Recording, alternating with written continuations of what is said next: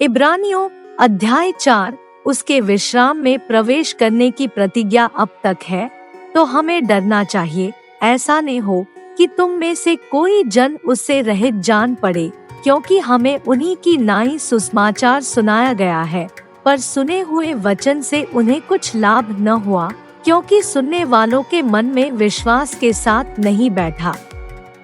और हम जिन्होंने विश्वास किया है उस विश्राम में प्रवेश करते हैं,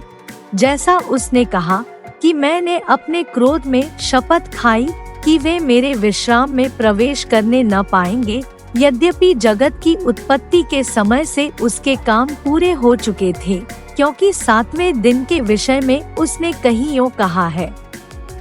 कि परमेश्वर ने 7वें दिन अपने सब कामों को निपटा करके विश्राम किया, और इस जगह फिर यह कहता है कि वे मेरे विश्राम में प्रवेश न करने पाएंगे।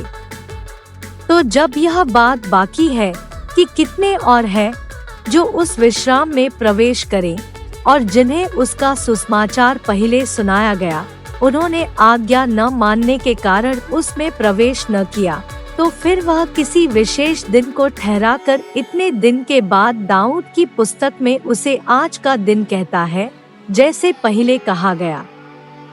कि यदि आज तुम उसका शब्द सुनो तो अपने मनों को कठोर न करो। और यदि यहोशू उन्हें विश्राम में प्रवेश कर लेता तो उसके बाद दूसरे दिन की चर्चा न होती। सो जान लो कि परमेश्वर के लोगों के लिए सब्त का विश्राम बाकी है, क्योंकि जिसने उसके विश्राम में प्रवेश किया है उसने भी परमेश्वर की नाई अपने कामों को पूरा करके विश्राम किया है। सो हम उस विश्राम में प्रवेश करने का प्रयत्न करें, ऐसा न हो कि कोई जन उनकी नाई आज्ञा न मानकर गिर पड़े। क्योंकि परमेश्वर का वचन जीवित और प्रबल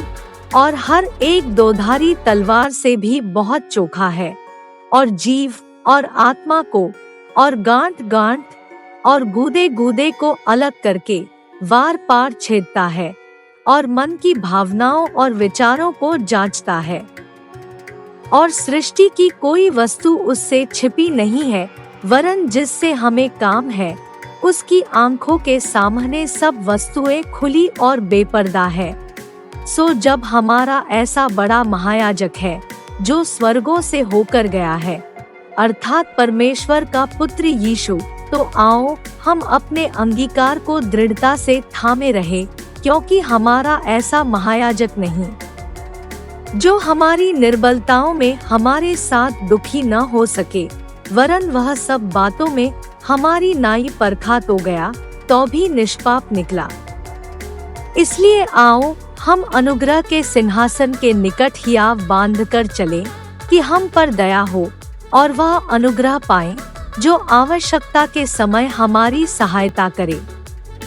इब्रानियों अध्याय 4